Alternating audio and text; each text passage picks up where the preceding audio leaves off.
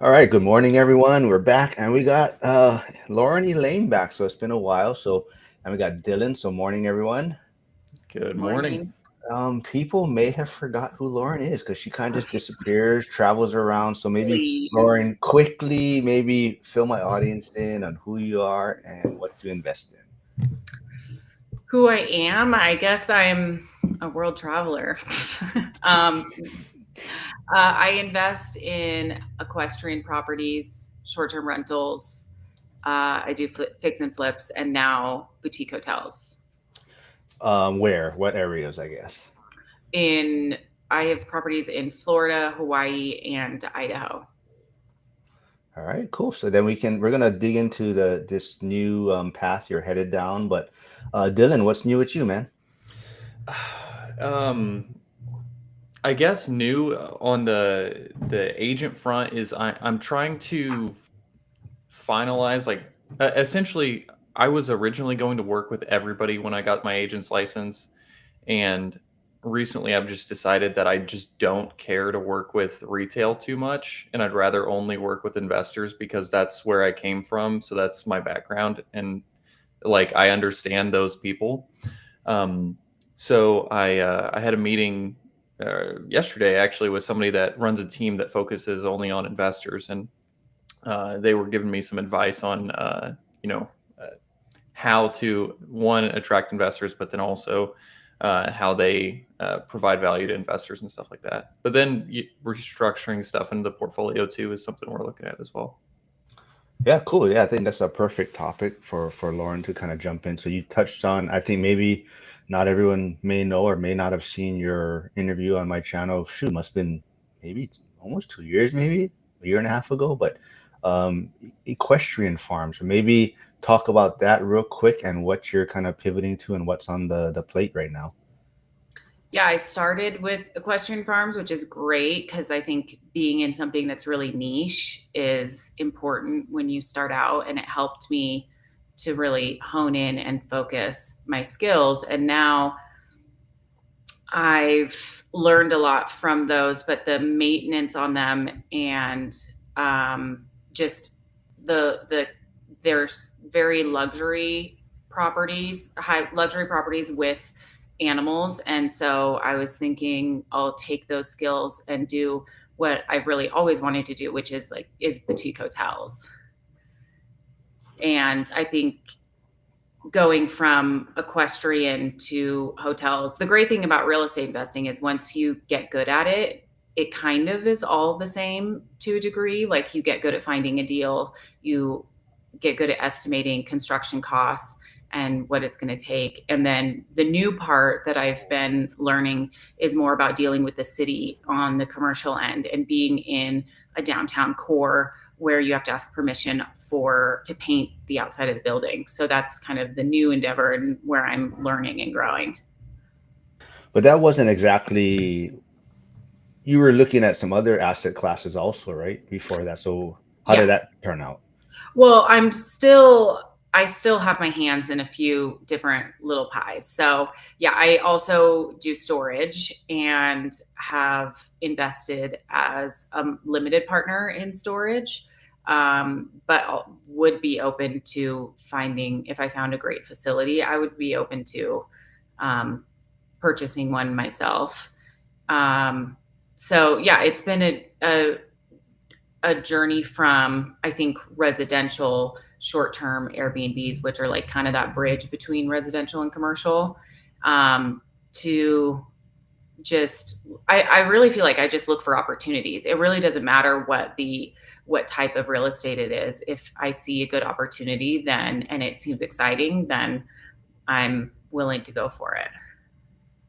That's why I say Lauren just disappears. She looks for opportunities and she just disappears for months traveling. So I think you were just in Bali. So, but Dylan, so this is kind of your topic too, right? Kind of looking Mhm. at your portfolio, maybe restructuring and reasons why people head down that path. I mean, you're, I would say on the young side. I mean, Lauren is young, but you're much younger than Lauren also.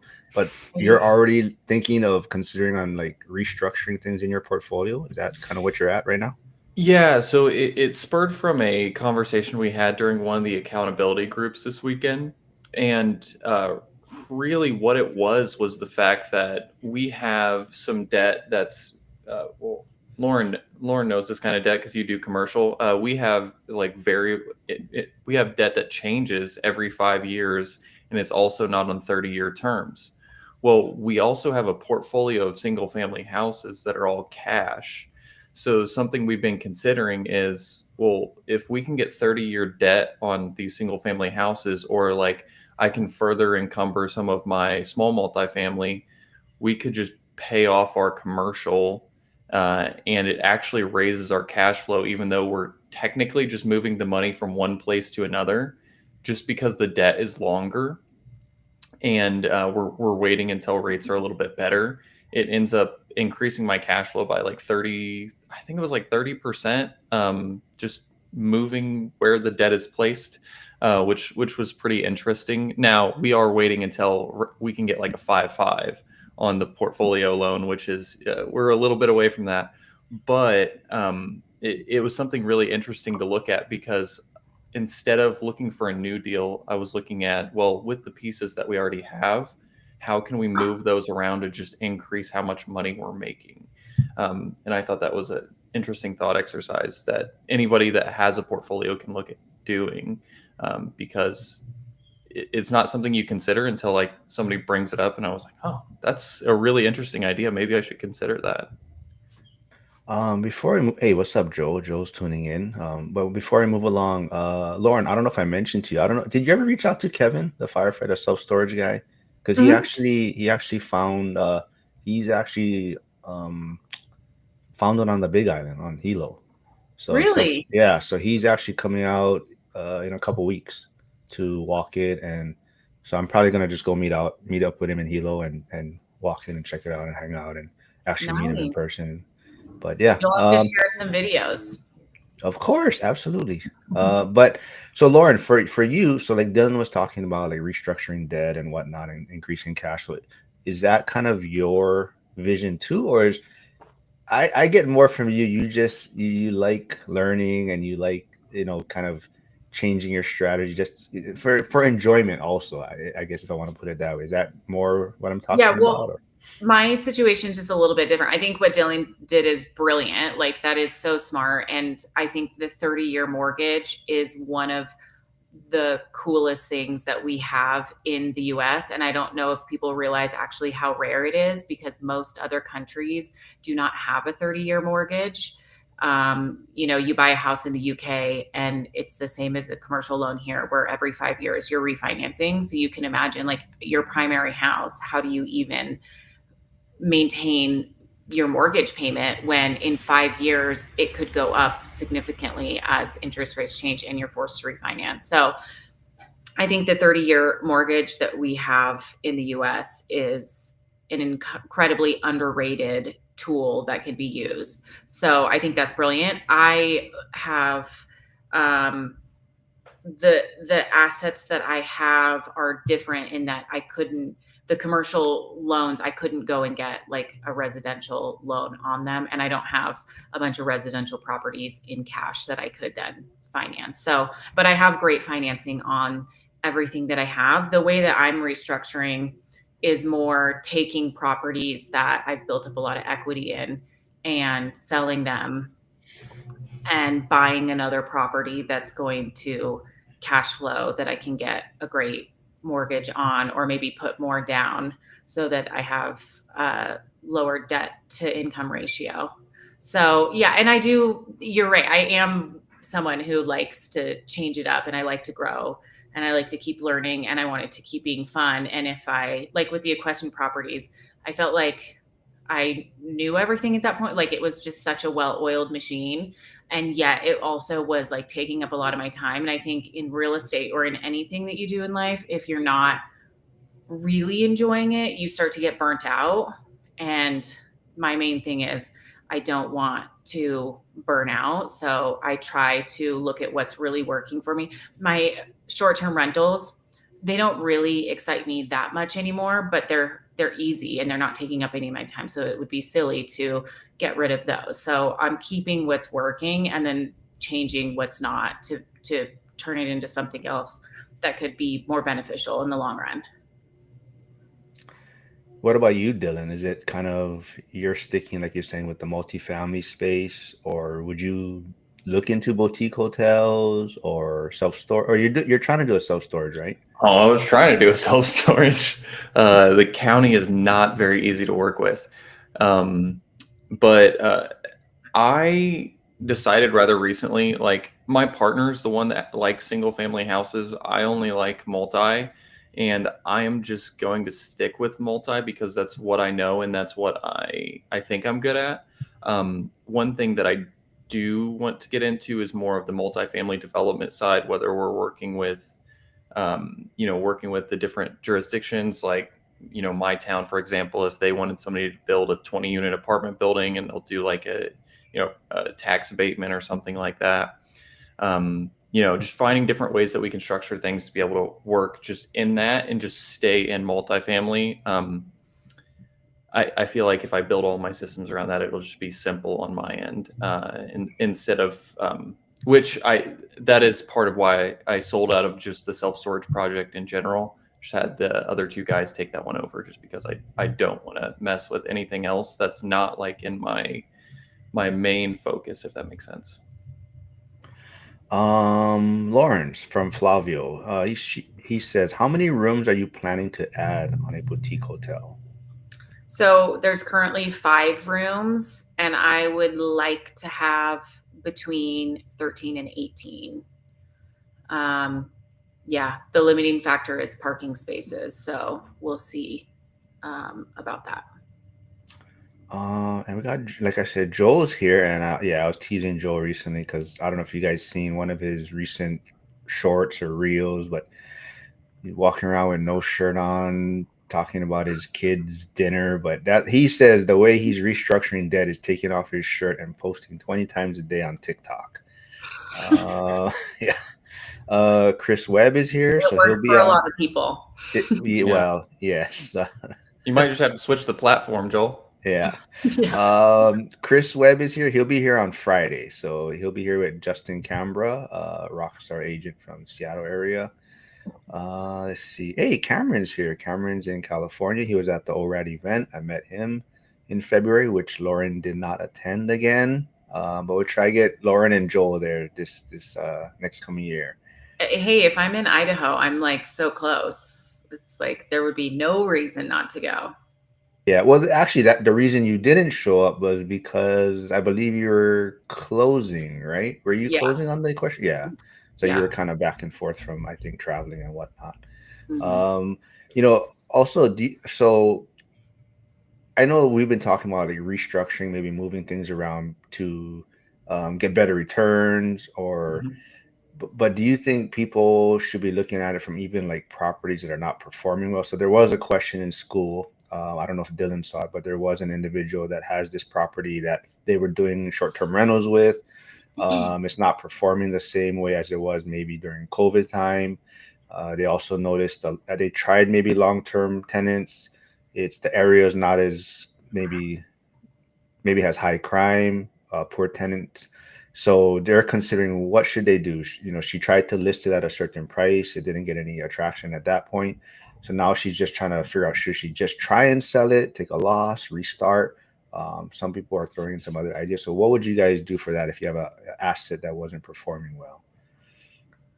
Well, I think that um, from the beginning, I think this is why it's so important when you buy something to look at what your multiple exit strategies are going to be so that you don't find yourself in this situation. So, all of my short term rentals that I have would perform as long term rentals, and they would pay for themselves and the repairs and maintenance that would be necessary. So I feel like when you do buy something, you should look at, okay, if this doesn't work, what can I do? But she's already in that situation. So I think it would be hard to say without knowing what her financial situation is. Like if she rented it out long term, would she be able to cover the mortgage and the expenses and just like hold on to it? Or is she paying into it every month and it's hurting her financially? So it's hard to say, but I think that, yeah, it sounds like maybe she bought too high and it won't work as a long-term rental. And then I think sometimes it is good to just cut your losses and sell. But if she's a high earner and she could hold on to the property, she probably also has a really good interest rate. So if she bought it during COVID time, so it would be worth keeping if that were the case. So I think from what she said, as a long term, it did cash flow. I mean, minimal, but it's more the tenants. She's been noticing, the type of applicants. Even I think if she was doing it long term, just how they maintain the property and whatnot. So it does cash flow minimal, but it's more from the tenant side of things as far as what area she's in. So Mm, Mm, yeah, that could so be tenant selection though. And also I've noticed that me and my partner noticed this. If we take pictures in a certain way, you get different types of people applying to your listing. Like for example, if I just take like iPhone photos, I might get the guy that's like looking for a deal. Um, on an apartment, especially if I'm posting on Facebook, which is usually where I post my apartments, because the county doesn't check Facebook to see how much I rented my property for. They check Zillow, and that's how they assess my taxes. Um, but we found out if we turn the lights off and then we take a photo, like we take a normal camera, I mean, we take a photo with a camera, like a high definition camera, and then we brighten the exposure up on the picture. We tend to get women applying because it like makes the space shine a little bit more, or look better. I don't know. My partner can explain it a lot better, but he was like, you have to take really good pictures because you're going to end up getting the best quality of people applying if you're taking good pictures, not just people that are looking for deals or, looking to yeah. take advantage of something. Cameron, who I guess tuned in a little bit late, but he's asking, where is Lauren's properties located? He may have missed it, he said. Yeah. Florida, Hawaii, and Idaho. And she just sold an equestrian farm earlier this year. That's why she couldn't attend the ORAD event. And now she's looking at converting a 5 unit to a boutique hotel. Yeah. Troy says, "Oh, Cody Evers is here. Proof Oak is okay." Well, quickly, with he always wants me to bring a crypto person on, and I just no, they don't want to get on camera. That's what I'm trying to tell him or this person. So, Lauren, do you invest in crypto? I do invest in crypto, but only what I'm willing to lose. Yeah, I mean, I've tried, but just nobody. They don't want to get on camera. Seems like a lot of these crypto people. Yeah. Let's see. Troy Roberts says, Dylan, I think that's a smart move. I have short-term rental, commercial, long-term multi. Would rather be in multi and not spread out. I would be scaling a lot faster. And hey, deconstructing dreams. John is here. He's in Reno. He has a short-term rental. His short-term rental is cool, man. He does all kinds of stuff, so you got to check it out. Do I have his page here? I'll try to find it. But he says, completely agree, Lauren. Multiple strategies are very important. You never know when the market will shift. Never buy if it only works as a short-term rental. Yes, I think a lot of people are getting hurt by that, and I think that's what's hurt a lot of people who got into the Hawaii real estate market. Everybody was doing short-term rentals at one time, and they kind of cracked down on that. And a lot of people are trying to figure out how to. And they tried midterm rentals, so some people are navigating it, but they're trying to figure out some sort of exit strategy right now. Let's see. Cameron says absolutely they have to see themselves living in it. Congrats. See, Proof Oak says woohoo. Um, okay, Lauren, are you gonna theme it like Gilmore Girls for your boutique hotel, like One Tree Hill, Gossip Girl? I don't think that those will be the themes. A One Tree Hill room, a Gilmore Girl room, Gossip Girl room. I'll save the Gossip Girl room for you, Joel. Yeah, if you haven't, Lauren, I think when you return, you were on Joe's live. That was a pretty entertaining one. I don't know if he left it up on his page. Yeah, that was a It fun might have got taken down. I'm not sure, but go check it out if not. Um, but yeah, so Dylan, I mean, anything in school that you've noticed too, as people, it seems like a lot of people are trying to figure out um, how to restructure things or looking at their portfolios. Because even I believe like Jen and Kenny, Jen messaged me the other day. They're trying to look like, did they? make the right decision in investing in the market they have, which is a little more appreciation in Texas, instead of maybe higher cash flow markets. And I think a lot of people, because of costs going up, right, insurance, property taxes, everyone is trying to reevaluate things right now, right? Is that what you're seeing also in your market? I just haven't seen like from the investors I know here, just a lot of them are saying that they haven't found a lot of deals lately. Um, and I can credit a lot of that to, I don't feel like they get super creative either. Like most people just look at a conventional offer, and if a conventional offer doesn't work, they just skip over it. Um, yeah, I've been trying to get a lot more creative. Like I've got an apartment that I just offered on, and we're trying to do interest only for 7 years, and I'm paying like 200K more than my original conventional offer was, just because the fact that we're getting the sellers to do a seller carryback. So yeah, I feel like people are just having a difficult time finding stuff right now. Costs are getting higher, so they're looking at different ways to increase the yield on the stuff that they already have, or what they should unload and convert into. Yeah, it's all I over the think place right now, it seems. as a apartment investor, I feel like there are so many opportunities coming down the pike because of those 5-year loans, like we talked about during COVID, that people got on these apartment buildings. And now we're in 2025, and those are going to be coming up. And with the interest rates where they are, the payment may be more than they can handle. So there may be a lot of opportunities to get creative with owners and find good deals on those properties that have commercial loans. Yeah, no, I mean that's a lot of what I'm trying to go after right now. The difficulty in my market is we do have multi, we just don't have too many of the like the 10 to 30 unit buildings. So getting those people to sell is pretty difficult. At least just in my experience, we do have plenty of like the 100 unit complex, like 50 unit complex, but I am not there yet. So Yeah. one day. Let's see. Troy says, I feel that there are a lot of people that got into short-term rental craze but did not realize that hospitality is a lot of work to make it successful. You can't set it and forget it. Yep, I mean, I know John is John Litz, who's deconstructing dreams. He also, that's kind of his motto. But he's also planning on putting an ADU on his property. He's been pushing that for his area in Reno. But yeah, his short-term rental is doing really well. But he puts a lot of work into it. I mean, he has it themed out. He did some VR goggle painting, like some mural type of thing on the wall. So yeah, you really got to set yourself apart. But those that do, they're doing really well in their space. Stan says, markets in long-term rentals can shift along with short-term rentals. One of my areas with investing has built many new apartments in the last 5 years. Vacancy average went from 1 month to 3 months. Interesting. Mm. Joel, yeah, I put Joel's YouTube channel, his most recent YouTube channel, because I believe he has like three. But this is his one I think he's focusing on right now. But Joel says seller carryback. Love that topic. Yeah.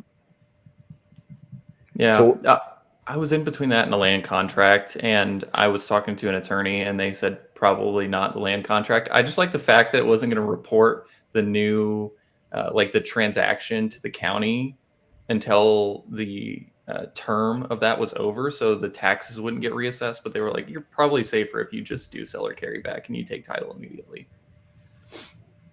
how often do you folks, I guess, review your portfolio?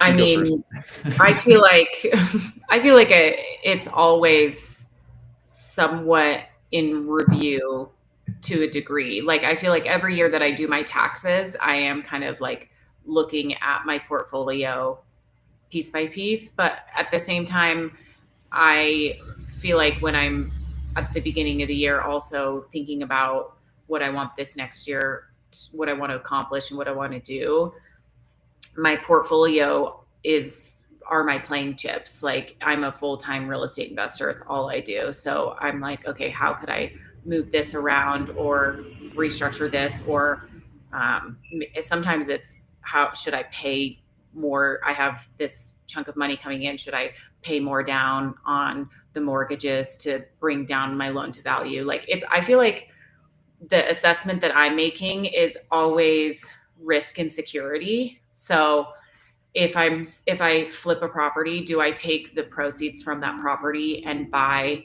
another property and try to use leverage and mortgages to grow? Or am I consolidating, paying things down, and trying to stabilize what I already have? So it's a balance between those two things, I feel like, all the time. Oh, that makes sense. Yeah, I'm always looking over our stuff, looking for more ways that we can, either if we have a lot of equity built up in something, like, do we want to move that out? Like we had a conversation about this rather recently because we were looking at doing a cash out refinance on our apartment building that we have versus just getting a credit line against it. And we opted for the credit line because we wanted something that we could routinely pay it off, but I didn't want it to permanently affect the DSCR of the apartments. I was okay having, like a credit line that we temporarily use that cash flow to, whether it's like a down payment, and then we, within 6 months, are refinancing the property that we bought with it, or, something along those lines. But we just wanted to make sure that we're focusing on more cash flow heavy things right now, at least. That's just on our end. I'm not sure if Joel is still here, but I believe August 1st, he's coming out with his project he's been working on. I thought it was July 1st, but it got pushed back. So I believe August 1st is when it's going to be ready, hopefully. So maybe if he's here, he can chime in on that. But Stan says short-term rentals can work very well, but I have to compete for those bookings a lot more compared with 2 to 3 years ago. Yeah, and kind of John, to the same point. So much fear in short-term rentals right now because they look at returns from COVID time. Those returns are not normal. Be in the top 20% of listings, and you don't have to worry about the bottom 50% of the market. I also want to touch on too, Lauren. I saw a post from you before. I don't want to go into the numbers, but I saw you post something about how much money you had in your bank account. You're buying a vehicle, and I believe you were like, I could buy this new car or new vehicle, and I decided to go for this used model. I don't know, I forget what year and what, but so maybe you can also touch on that a little bit. Yeah, I feel like it's easy to see so many people posting on Instagram that after, a few years of being successful, they are buying new cars. And what they're not telling you is that, like, usually they're not buying it in cash, they're financing it, which there's nothing wrong with financing it if that makes sense for you. But I just think it for me where I'm at, like, what financial freedom is to me is not having more things. I want to drive a nice car that isn't going to, like, break down or be a beater at this stage of my life. But at the same time, I think we glorify, like, buying brand new things a lot, and I would rather continue to put that money into reinvesting. And it's tempting. Like, there's so much pressure out there when you do what, like, if you had told me 4 or 5 years ago that I would have this much money, I would have been like, yeah, I'm going to buy a new car. I'm going to buy this thing or that thing. But then you realize, like, actually, if I just am frugal and I don't increase my lifestyle spend just because I've increased how much money I have, I'll be able to snowball into having so much more wealth and assets. So I just wanted people to know, like, you can, just because somebody's buying a new car doesn't mean that they are making good financial decisions, and that is the best thing to do. And it's also really cool to drive a used vehicle and to continue to grow and to be more frugal. And honestly, I think that in order to be successful long term, you have to have periods of that in your life. And if you just let that lifestyle creep happen, you're not really ever going to get to the place that you want to be in. So you have to, like, block out the outside noise, which is always trying to, like, get us to be more consumers. Let's see. Yeah. So Joel says, yep. infrastructure, building a daily habit to build an income stream of 1K a month. That's kind of what's going to be on August 1st. So hopefully he has more information on that soon. Hey, Chris is here. He's a new member in school. He says, yeah, credit line is intriguing. I guess he was talking about referring to what Dylan was mentioning. Kenny's here. Kenny, maybe you heard your name. I mentioned you and Jen's name a little bit earlier. Let's see. Uh, yep. So I always give because Stan's always traveling. He's always Stan's kind of a regular on the channel also. But every time I see if he's available, he's always I'm going to be traveling here. I'm going to be traveling there. So that's why Stan won't be on also next week. Well, he says it's for work, but he's going to be traveling. But Stan says passport stamps over new cars. I So completely agree. yeah, Yeah, it's yeah. not to say I don't spend money on like frivolous things, but I just value experiences over stuff. Yeah, just coming back from Japan last week, I totally agree with that. And even like now, like I want to just I don't know how you travel, Lauren, but do you travel with very minimal stuff? Like I really want to be able to just get a small bag, small carry-on, and just be super mobile. Like that's what I I'm realized after curious this. to hear how your Japan trip went because I was just in Japan too. See, even like you We never reach actually out. could have been in Japan at the same time. Well, where were you? I was in Osaka and then Fukuoka. Oh, okay. Yeah, I wasn't. I went to Tokyo and Kyoto, and then I went to the Izu Peninsula. Uh, yeah, I you did. don't I ever did. say where you're going. I know. I'm gonna start doing. That's what I need to post more. It's just my travel itinerary. But yeah, it was random too because I did actually meet Lauren in person in North Carolina, Yeah. in Asheville area. She went to go look at a self storage. I forget. I think I messaged it in our group text, and then you're like, "Hey, I'm going to be in North Yeah. Carolina also." And then so, yeah, so we met up. Me, Sierra, and Hunter from school. We all met up, had some Hmm. fun. Yeah, I love that area. That's a cool area. Yeah. Let's see. John says, "Yeah, love this discussion on being flexible." Cameron says, "Amen." A new car is what you get when you hit the goal cash flow number. Retiring can afford to live a little. Yeah. Very Exactly. intelligent way of thinking, Lauren. Cameron says. Uh, yeah. So Stan says, next time I go to Japan, I'm bringing one small bag for my personal stuff, and one huge bag for all the stuff I buy from there. Yeah. And Troy says, "Yeah, traveling with a carry-on is the only way to travel." Yeah, that's what I really realized. Even we caught the bullet train from Osaka to Fukuoka, and I had my suit right. And it's just like, man, I don't know how some people fit. Like that's what I was teasing Curtis on yesterday's live. I said, Curtis, there's no way you'd be able to travel around in Japan, man. But Yeah. yeah. So Dylan, you said wait, you said you're going somewhere, right? Soon or no? Yeah, I'm going to Mexico next week. Where are you Uh, going? Cancun. I'll be, what is it? It's like Playa Mujeres or something like that is Oh the yeah. resort I'm going to. Yeah, me and my fiance are just going for 4 days. I'm gonna try to go like jet skiing and some stuff like that. I skipped going on vacations for like 4 years so I could save money and buy real estate so I could goof off, and now I'm gonna start doing it. Nice. Okay, wait. So Lauren, you like to travel, right? So Hmm. why? I guess my question would be more like, why do you keep? I guess maybe changing the portfolio in a sense, right? Like, would it be easier if you just stuck to one, let it kind of be like automated already, and then like you said, you can just travel, enjoy, and not start these new projects? Like, what's like the reason for starting new things? Seems like. Well, I do love to travel, but I also do love to work as well. Like I like to stay engaged in life. There there was a part of me before buying this boutique hotel. I was in Bali, had money in the bank where I'm like, I could just live here for many years to come and not ever have to worry about money or work again. And I just thought, that's kind of boring. And I feel like I'm too young. And so I feel like the beauty of life is in the contrast. And if you just do too much of one thing, it kind of loses its intrigue. Um, and so I do love to travel and go new places, but I do love to work and grow and learn and do new projects as well. And with my portfolio, I'm keeping the things that are working for me and giving me freedom. So like my short-term rentals and things that are easy.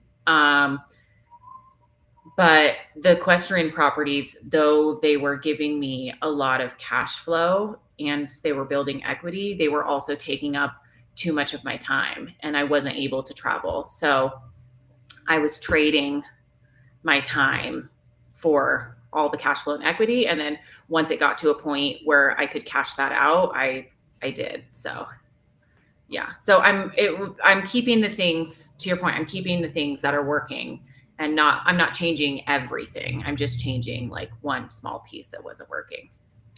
Did the boutique hotel, is that because you're from that? Are you from that area specifically, like I'm close not to?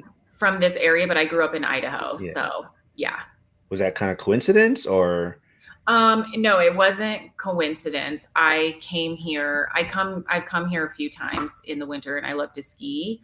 And I go to a lot of ski towns. I get the Icon Pass every year, and I do like ski tours. So I love ski towns. I think they're great markets for investing in. And I think this one in particular is a really great market. And I was talking to a friend while I was here last time, and I was like, I want to do a boutique hotel. And so he's a real estate agent. And when I was in Bali, he sent me the property and he was like, I found you the perfect property. You should buy this. And so while I was in Bali, I put it under contract and essentially we didn't close while I was there, but we went out of our inspection period. So I bought it sight unseen. Nice. Yeah. I think, that's why we're all doing this too, right? Accumulating assets, but to have levers to pull, right? So I think that's the one thing. A lot of people are afraid to get started, but they don't realize like you kind of got to take your lumps, go through it, accumulate assets, but now you have these levers that you can pull to, like you're saying, restructure your portfolio. And, like Lauren, you're saying this is something interests you. It seems like you're going to have fun with it. But now you have this opportunity to start a boutique hotel. And, Dylan has his passion for like commercial real estate and whatnot. Let's see. I Yep. mean, I feel like that is the key to having also for like Dylan, like having investor friendly agents. Like I would never have been able to buy a property while I was in Bali in Idaho if I didn't have an investor friendly agent that I trusted. Like there are real estate agents and then there are investor friendly real estate agents. And if you can trust that they know how to identify a property, identify the opportunity and look for what's like going to be right for you, and you can build a team of trusted people around you, then you can travel and you can buy property. Like, it's really all about having the people that you trust and can help you, because if you're just doing everything yourself, you won't get very far. You have to have like a team around you that will help you grow. Now with the boutique hotel, I feel like the people that stay at hotels, it's a lot different than the people that stay at Airbnbs. Like generally, I feel like people decide on one or the other, and they never really stay at the other type. Do you feel like those have been affected at all by like a lot of what seems to me is people just being tired of staying at some Airbnbs and they're shifting back to the hotel space? Have you seen anything? Well, because you own both, right? So you can see both sides of it. Absolutely. So what I like about the boutique hotels that we're doing is we're essentially making them like Airbnbs. So they'll have small kitchens, they'll be like a hotel, but like a little studio hotel, so that we can capture a little bit of both of those things. And a lot of the reason people are going back to the hotels is because a lack of consistency on Airbnb hosts and not getting what they paid for, or just that like mystery. But then there are a lot of things that they really like about having the Airbnbs, like having it feel a little bit more private, having a little bit more character, and having the kitchens and a little more space and maybe some of the extra like quirky amenities. So we're trying to actually do both, like bridge that gap between Airbnbs and hotels. Also, in markets like ski towns, a lot of the Airbnbs are being shut down. So you get people who don't want to go into a hotel that just looks really generic and boring and it's just a room, but they want a unique experience for staying, but there's just not any option besides a hotel. So we're trying to like capture both of those things. Gotcha. Yeah, I thought it, like, based on some of the people I've talked to, like, either they are completely anti Airbnb and will not stay at Airbnbs, and they only stay at like a select like certain types of hotels. Like, I have friends that are like, I only stay at Marriott, or like this, like the hotels owned by Marriott, Yeah. and vice versa. Like, some people are just like, I never stay at hotels, I only like Airbnbs. I'm kind of in between. To be completely honest, I usually don't stay at Airbnbs. And I know for the STR people here, that probably doesn't sound too good, but I just like the consistency of hotels and the fact that, like, I don't have a crazy cleaning fee, and a lot of the time breakfast is provided. Yep. But that's just my opinion. I know. I I honestly completely agree. I a lot of the time stay at hotels um, because I like the consistency. I like that there's breakfast. I like that I basically know when I'm traveling and you get like decision fatigue and you're just like, I just want to like know that where I'm going to stay is going to be clean and comfortable.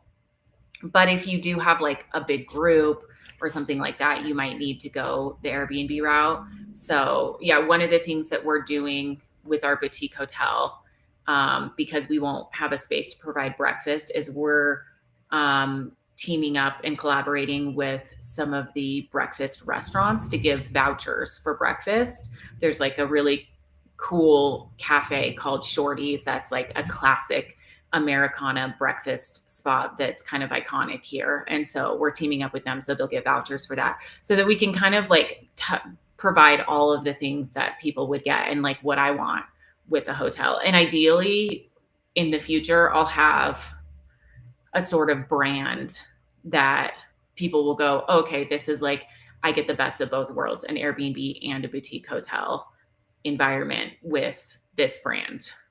Oh, that's awesome. All right, we got a lot of people tuning in. Hold on real quick. I got to catch up here.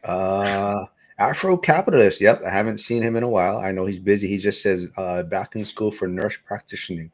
Market is tough for newbies, so I have to better my income and get ready. Yeah, man. I know I was going to have you on the channel before, so if you ever want, reach back out. You may have got busy, so but good to see you here, man. Yeah, I have some fan making comments about me, and John says he's probably likes Crocs because John hates Crocs. But Troy says, Lauren, I'm from Eagle. Definitely love to connect with you. Yeah, I would love Um, to connect. hey, Cashflow Johnny's here. He says, "Sup, real estate freaks. I'm trying to get him to take advantage of my offer for the school community to join for school, and I will pay for your 1 month free, and then hopefully you stick around." Yeah, he says graduates in 2027. I doubt market turn by then. Well, yeah, I mean there's some pockets out there. I mean Pittsburgh is still doing really well. I know Detroit had Sarah Bloom on the other day, who was on Coach Carson's channel recently. But those are some markets that we're investing in or looking at. Yeah, Kenny says I don't like staying at Airbnbs, and I own some. Yeah, totally. I totally agree. But to Lauren's point, I think if you have a big party, then the Airbnb makes a lot of sense. But yeah, Mhm. it just like me, my son, the mom was also with us. But yeah, I think the whole, like you said, coming back to a made bed is clean. You know, yeah, it definitely makes it a lot easier. They got a Um, restaurant and bar downstairs. exactly. Yeah. Chris. Oh, actually, I think I did miss Flavio. He asked if I ate any exotic food, so we can touch about it. Since Lauren travels a lot, I'm not sure if she decides to eat exotic foods and try things. But so I had whale meat, whale tongue, raw horse meat, Oh, and eel liver. Yeah. wow. Was it good? Any of it? The whale meat was rich. It kind of, you could tell it had like that kind of bloody taste to it. Fatty.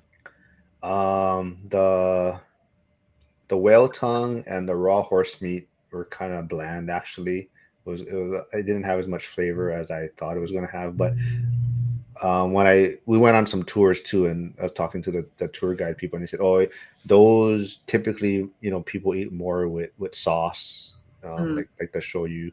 So that's probably why. And the eel liver, yeah, it was like liver. I mean, it didn't. I wouldn't. That's not something I would probably. I mean, it wasn't like bad. It just it had that weird kind of texture to it. Hmm. Let's see. Hey, late start wealth is here. Oh, Chris says 5 to 8 unit boutique hotel sounds great. Lots of opportunity to provide amenities and personality. Yeah. So are you kind of the one that's the coming up with the whole design? Oh, okay, Yeah. cool. Hmm. Late start wealth. Yeah. So I guess restructuring portfolio, going back to that, because I think that's where Kenny's kind of at. Also, him and Jen are really reevaluating things from the portfolio side.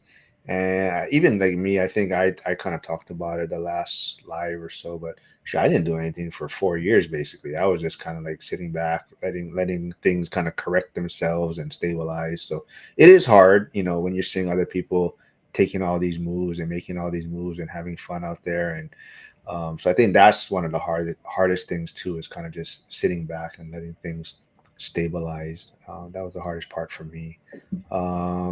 Oh, John says, excellent ideas, Lauren. I might have to look into some vouchers for restaurants nearby as well. Ah, Yeah. so how many short-term rentals do you still have, Lauren? Now I have 4. Or only on Airbnb, or you're on all the platforms? And No, I'm on VRBO and Airbnb. And honestly, actually, I think VRBO, I have more success with it. oh, interesting. Yeah. In terms of the amount of bookings or the type of clientele, or Both. I feel like the Mm. type of clientele, the length of stay, I get people who book like multiple months. I got a 2-month booking the other day. Oh, wow. Yeah. And versus like the type of people I find that use Airbnb are shorter term. I find that their pets are usually like, they're just like, I would say lower quality. They don't take as good a care of the property. Gotcha. That's interesting. Mm-hmm. Let's see. No, okay. If you had to rebuild your portfolio from scratch today, what would you do differently, Lauren? First.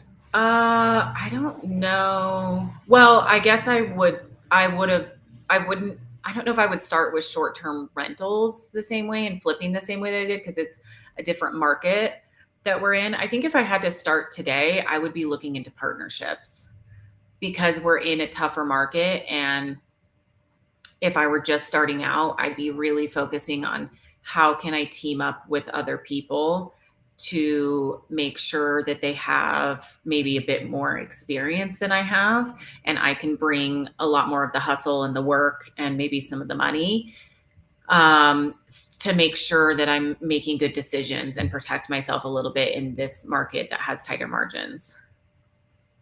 Interesting. Great advice. What about you, Dylan? I think I would start just similar to how I started last time. So first thing, find a house hack, duplex, house, whatever, however you want to chop that up. I didn't really want to live in a house with a bunch of other people living in there with me. So I opted for small multi. So I would try to find one of those. And then just to eliminate the mortgage slash rent aspect, and then go after bigger multi and partnerships, raising money, just not being not caring as much about the equity splits and everything like that, just from the jump, and just trying to get some stuff under management and start property managing for other people, because you can, if you buy 1 or 2 deals, say 20 unit buildings, that can replace like a normal salary, and then you still have your equity split on top of that. So that's what I would do, and that's kind of what I'm starting on doing right now. Actually, is just going further into that. Nice. What about like you're saying, optimizing portfolio? Do you think people sometimes make mistakes because they're trying to optimize their portfolio. Like we hear a lot of people, trying to take advantage of 1031s to change their portfolio or move from one asset to the next, and sometimes they're kind of letting the tax benefits outweigh making maybe a good decision in a sense. Dylan, you have any thoughts on that? Yeah, I think people that are in a 1031 will overpay just because they are constricted to just such a small timeline. I mean, they have 6 months to, what is it, 6 months to close on the property, and they have Yeah, 45 six days months. to select properties. Yeah, 180 days. Yeah.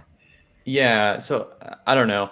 Like, I feel like there's other ways to do that, but also in the optimization phase, just yeah, I feel like people definitely make mistakes just trying to move stuff around too much.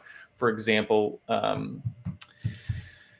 if somebody looks at their ROE because they had a bunch of equity added to a property, and they look at this equity and say, oh well, it's at, I'm not getting the best return, and they want to move that. But if the debt's higher and then they put more leverage on that and then go buy something else that's leveraged up just as much,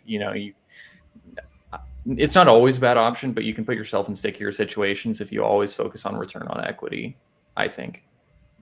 Yeah. Yeah, What I about feel you, like Laura? with 1031s, there's a dollar amount where it becomes worth it. I think Mhm. you have to be getting into some larger properties for that to really make sense. Like that tax offset, if you're going to be paying,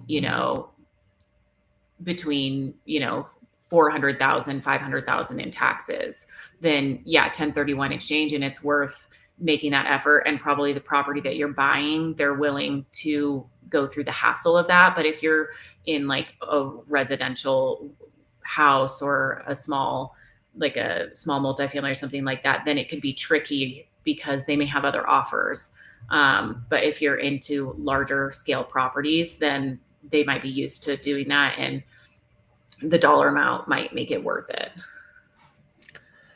John says Airbnb is probably 85% and VRBO is about 15% of my guess. Most days are only 2 to 3 days. What is more frustrating is that lead time is really short.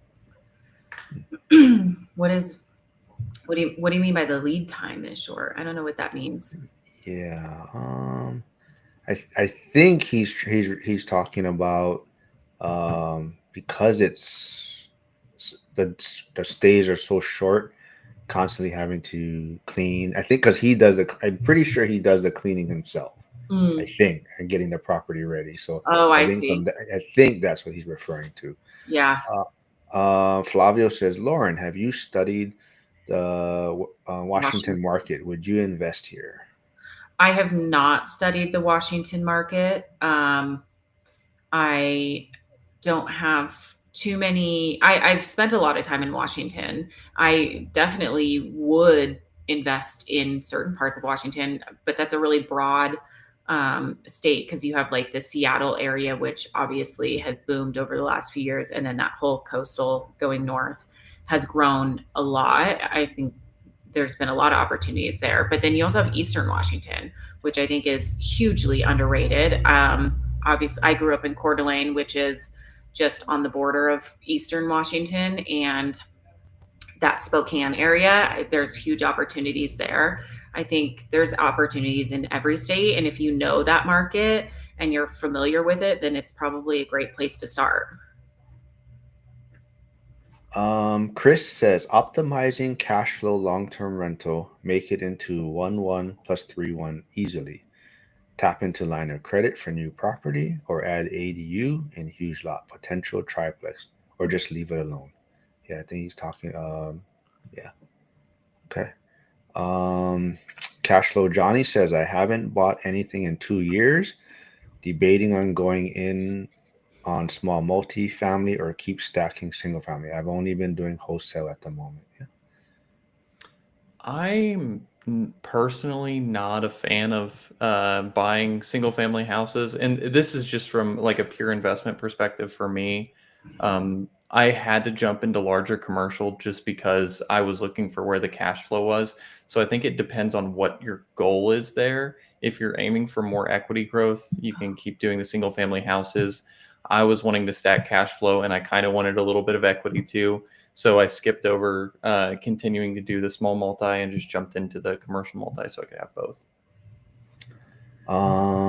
So cash flow, Johnny and Chris, you are fairly new to tuning into the lives, I think. But Lauren's Instagram link is here if you want to go follow her. And Dylan's YouTube channel is here, so go subscribe to him also. I'm not sure if Chris is asking a question. I wonder if he's asking whether he should leave it alone. I think that's what he might be referring to. So let's Mm. maybe. So he has a long-term rental. Wait, Mhm. make into 1-1 plus 3-1 easily. Okay, Well, tap I into feel one. like if you can make 2 units easily, that's a no-brainer. That seems smart.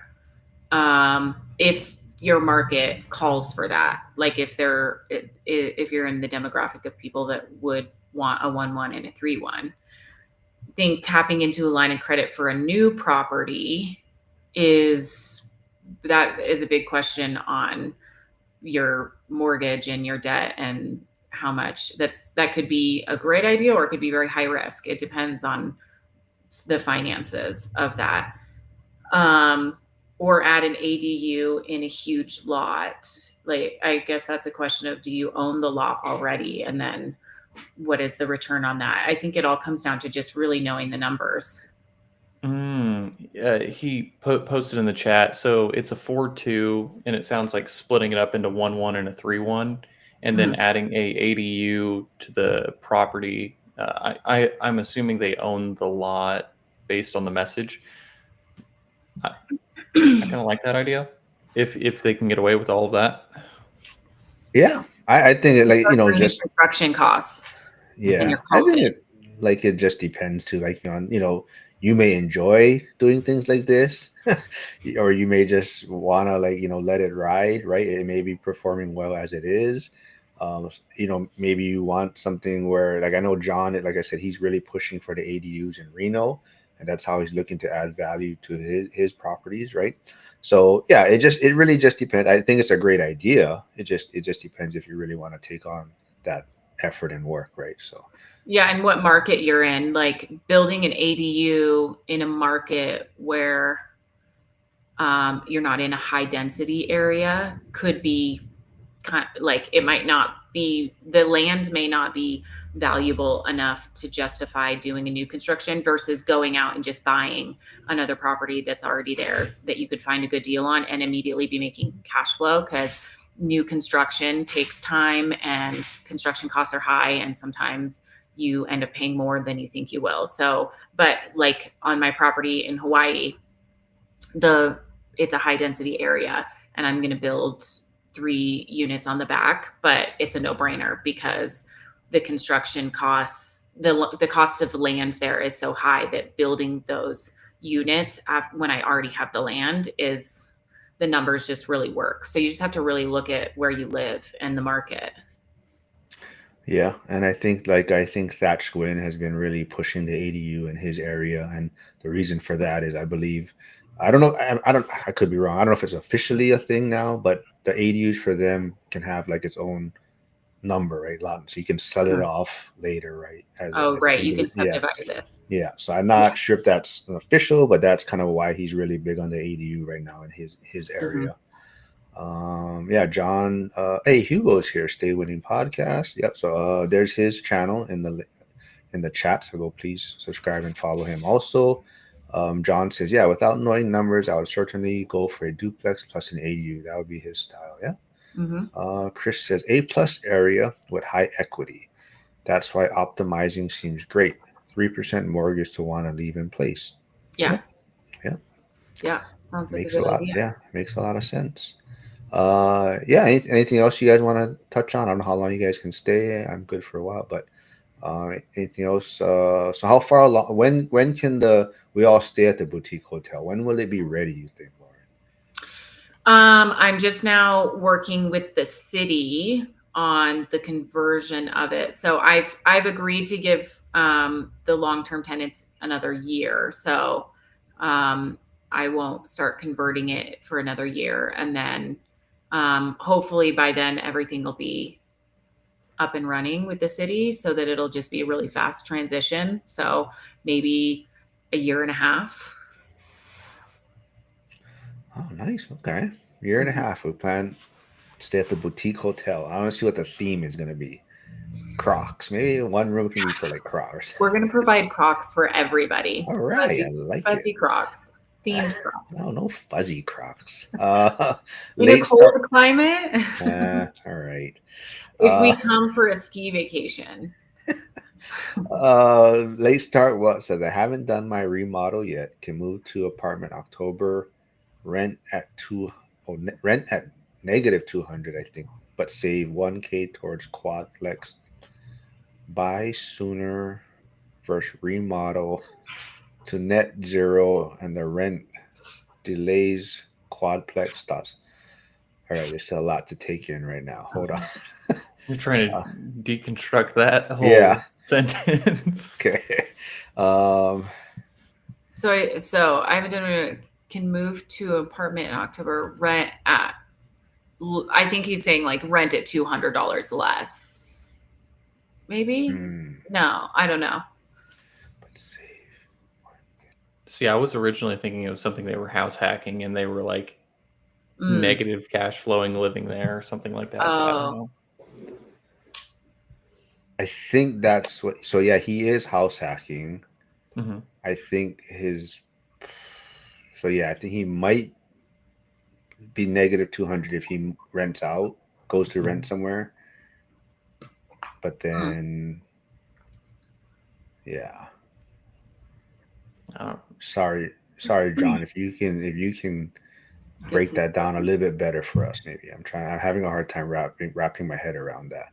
But it looks like Chris is saying an alligator, so I think that's what he's referring to as a negative cash flow property.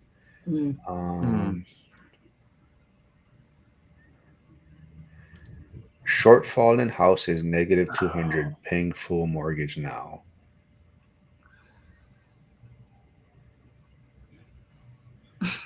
Yeah. So I'm not sure what the question is. I think he's. John said too many thoughts at the same time. Oh, wait. So, Chris, I'm going to have to remove you. He says no Crocs. I completely agree, Chris. God dang and it. Anyone who wears Crocs won't be allowed in. Yep. Oh. Looks like you're not allowed, Mark. Yeah. I guarantee John is going to chime in real deconstructing dreams, John, because he hates Crocs. See? There it is. Right there. Right on cue. He says Crocs are a deal breaker. All right, John. Late start well. I'm going to try to wrap my head around this a little bit later. I'm not able to think that quickly right now. Yeah, I don't know. Anything else you guys want to, Dylan? Well, I do have a question for you, Mark. Okay. Did you like Fukuoka? So it's super humid. It was humid, right, when you were there? You were there in July, right? Yeah. It's super humid. I mean, it was great. I loved it. It's a very hot time of year for Japan. It's like the hottest months. I enjoyed Fukuoka more than Osaka. Mm-hmm. I mean, they both were great. I think maybe because we went to Osaka first, so it was kind of we were trying to get settled and figure out how to get around. So maybe it was just a little more hectic. So by the time we got to Fukuoka, we were kind of we had our understanding of how to do things and whatnot. So maybe that's why. But I think I don't know. It seemed a little more chill Fukuoka than Osaka. Yeah. But yeah, it was a lot of fun. Yeah. Nice. Hell no, I ain't wearing no Green Bay Packer Crocs. Okay, so he's saying John is in remodel now and delay quad buy versus remodel later. Oh, so buy the quadplex or remodel the house to get higher rents? There's a lot more information needed, I feel like. to make that decision, but I also feel like I would buy the quad and delay the That's kind of what remodel. I'm thinking. More multi. Yeah, exactly. It seems like throwing good money after bad if it's already not renting well. Maybe it's not the fact that it needs to be remodeled. Maybe it's location or something else about the house. Maybe it needs sold to a homeowner, and then you can buy even more multi. Yeah. He did say he has, I think, like a 3% interest rate he wants to keep. But is yeah, a 3. Yeah. People care about those rates too much. I think that if you can sell a property that's just not giving you a very good return at all and use that money in something that's going to give you a lot more cash flow, I would rather take the equity and go get something with a 6 or 7% interest rate if the cash flow is a lot higher. But that's just my opinion. The rates just move how much I'm willing to pay. I don't think they're that important when it comes to like, oh man, I got this locked in. I need to keep this forever. Like, no, I don't know. I just Just sold my a opinion. property with a 2% interest rate. Like, I don't, because there's equity. If you can take that equity and put it into, I agree, cash flow is everything. And if you can take it and put it into something else that can cash flow, to me, that's a no-brainer. 100% with you there. Yeah. So John says he's gonna do a school posting on it. Yeah, I think if you can break it down a little bit clearer, John. I'm having a hard time breaking down what you're asking. Brian, I'm not sure if you're still here in the live, but I did see your text you just sent me. I don't want to talk about it, but he sent me this Crocs thing that someone sent him, some meme. I'll share it offline later. But oh, Chris. So Chris was saying no. His emojis were for the custom Crocs at the hotel. Oh, not about yeah. Hey, Jen's here. Jen was on the live Saturday. That was a fun one. Um, she's she was talking about. So that's around maybe. Are you a Backstreet Boy fan, Lauren? Jen's gonna go to that concert. She said that's why. oh my God, absolutely. I would go see the Backstreet Boys. Oh man. Of We were talking course. about Who wouldn't? Oh, they're like what? How old are they now? I know. It's your last chance to see them. We were talking about something in that group chat that we have with everybody, and Jen put BSB as in short for the Backstreet Boys, and I had no idea what she was talking about until she put like a picture of like the guys or something like that. I was like, oh, now I get it. I was like, BTS? No, that's not that. John says Vietnam in February was very hot and humid. Took a shower like 3 times a day. Yeah. Let's see. Stan says I'll send another vote towards multi. Thoughts on selling those low rates on a wrap mortgage? So I think that's what you were talking about a little bit, Dylan, with the someone having a low mortgage and not. I wouldn't complicate it. Wait, you think you would? I mean, if you can. I mean, a lot of mortgage lenders don't necessarily allow for that. They're gonna make you, it's gonna call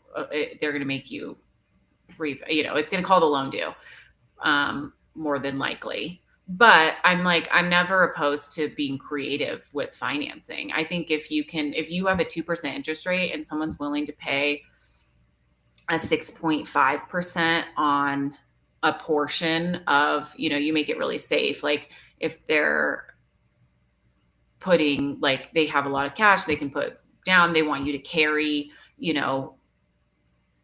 20% or something like that. Who knows? I think you could make great money doing that.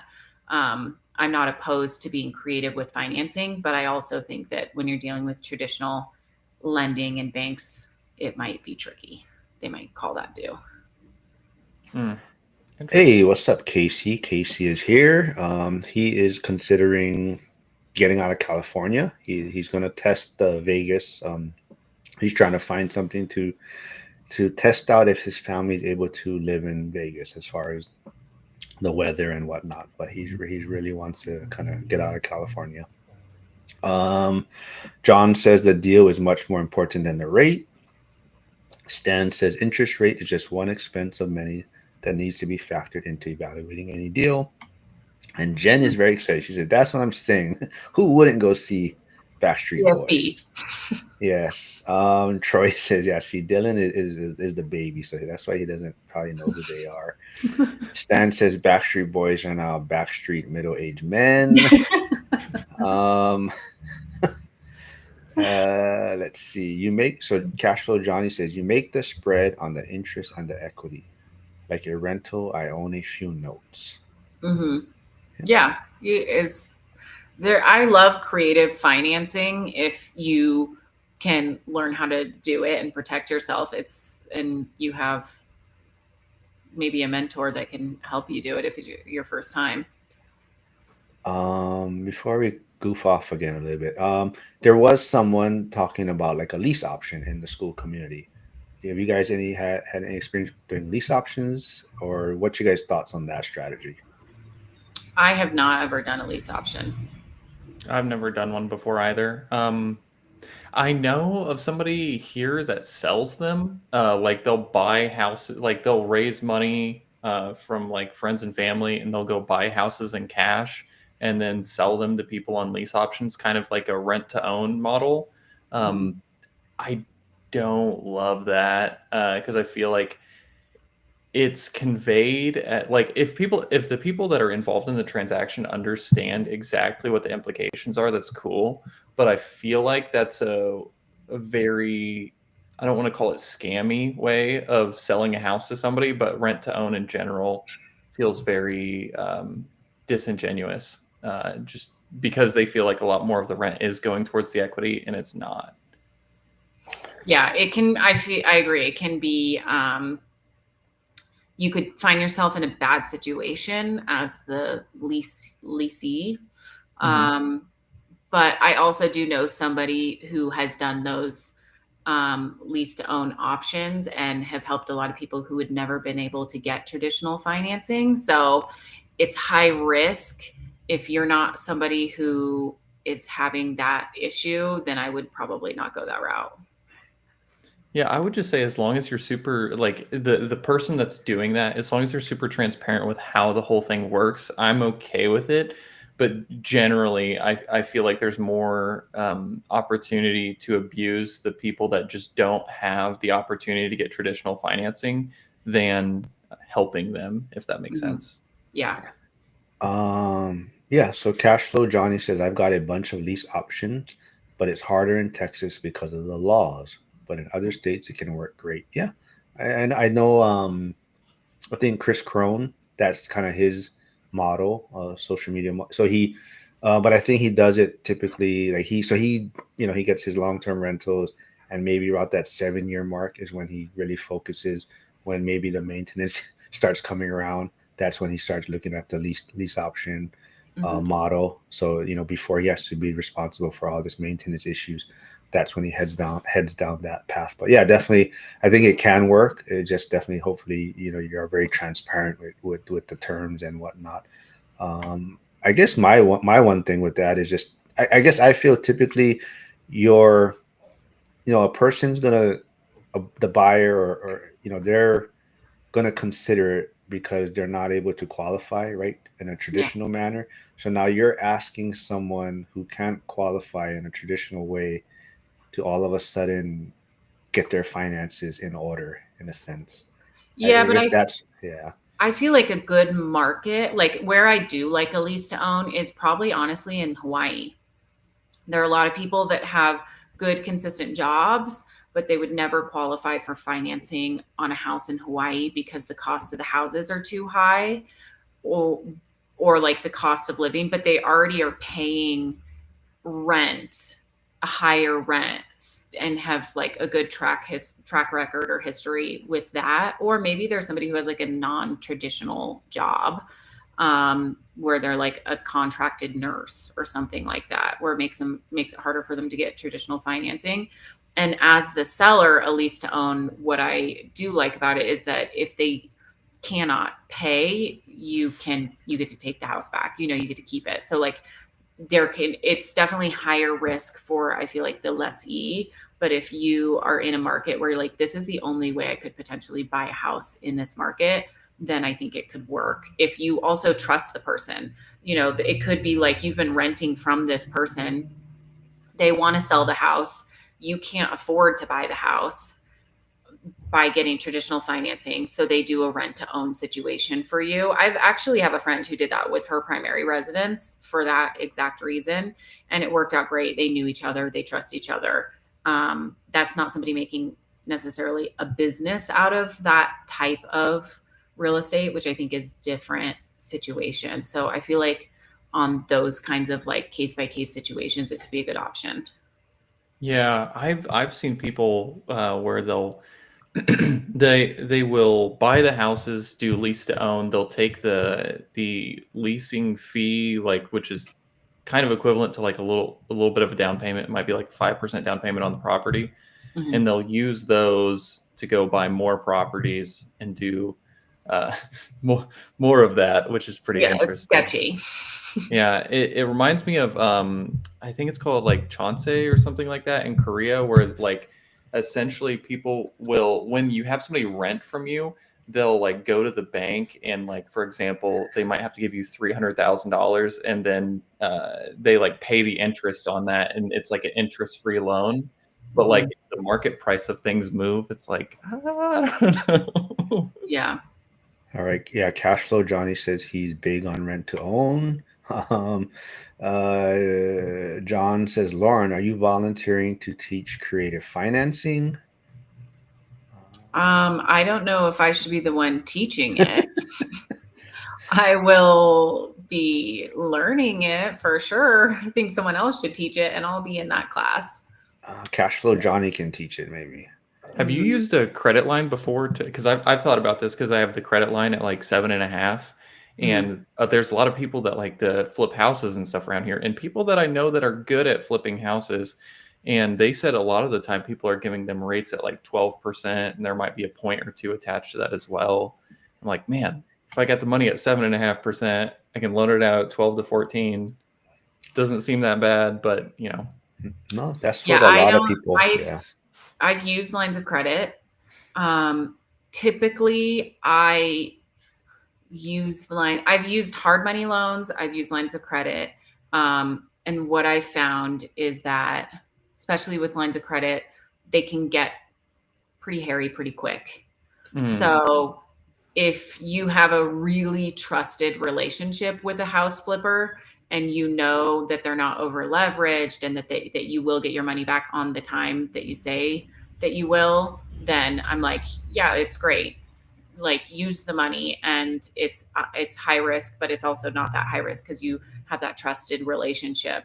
But if you don't know them that well and it's a question, you could get into a tricky situation because the lines of credit can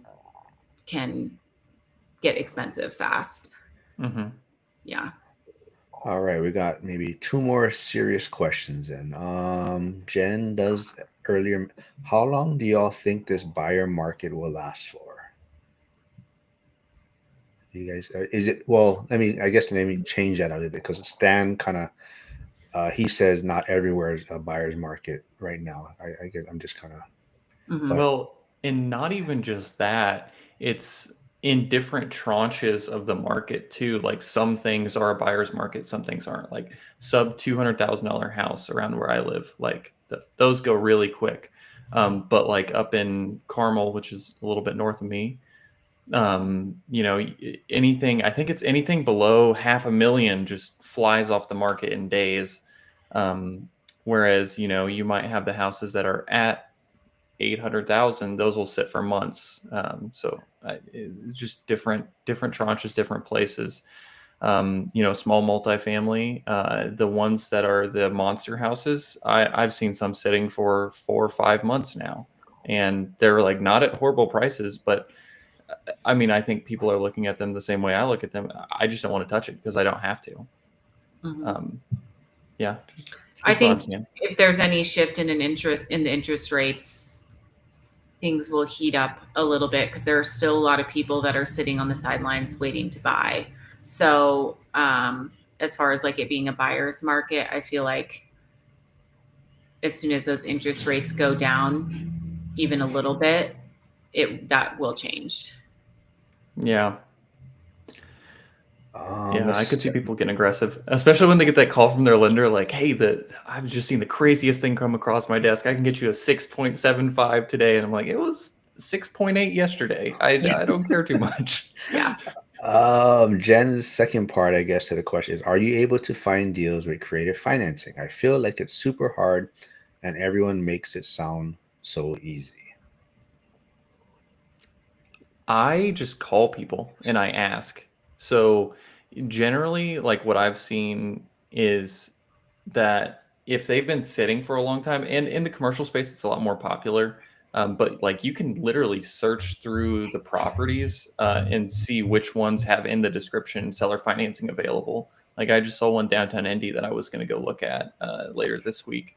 That it's like 525 for a sixplex, but it's like a 1900 built, well 1925. I don't think I'm going to want to touch that. But I mean, it's out there and people are open to it. You just have to find the terms that make sense for them. Yeah, I And agree. Commercial space is way easier to find the creative financing.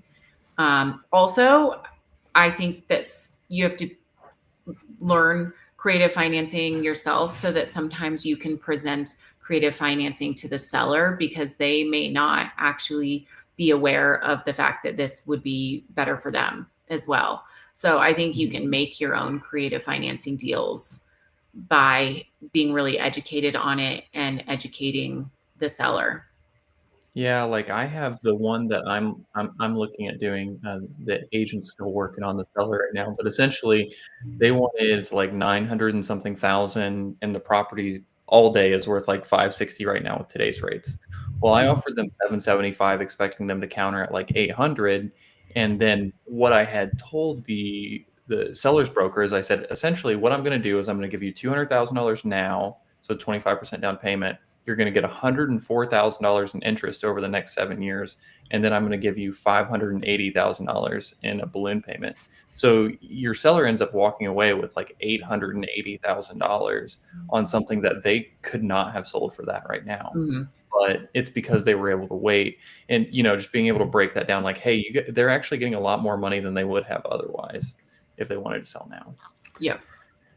All right. So, anyone tuning in, if you want more information, looks like there's a lot of good discussion on lease options in the chat. So, go maybe take a look at that. And I guess to the final thing, maybe we'll touch on then is Troy. Troy kind of has a question, or he says, "Hey guys, I'm cash poor right now and I want to create more of it to buy next investment. So I'm thinking of starting up a handyman business as well, migrating into flipping because local market has huge upside. What do you think?" Brilliant.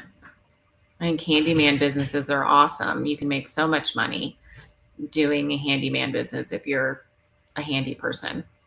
I was actually surprised at how much, like, because I started doing that stuff when I switched over to being an agent full time. Because like my rental portfolio like pays for all of my cost of living, yes, but that's it. So I needed money to save to buy the next property, and I started like painting houses and stuff for people. I'm like, this is crazy how much people are willing to pay. Because I saw some other people's bids before I ever gave bids because I wanted to know what it should cost. I was like, do people not know how much they're paying? It's like $60 an hour for a painter. It's crazy. Yep.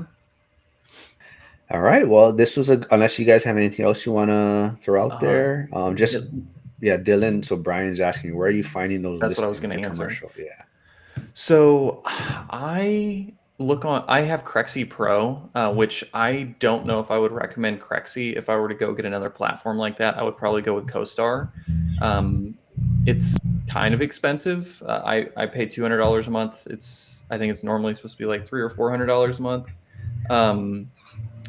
But yeah, so I use Crexy and then I have access to MyBore just because I'm an agent. So I use both of those platforms to search for stuff.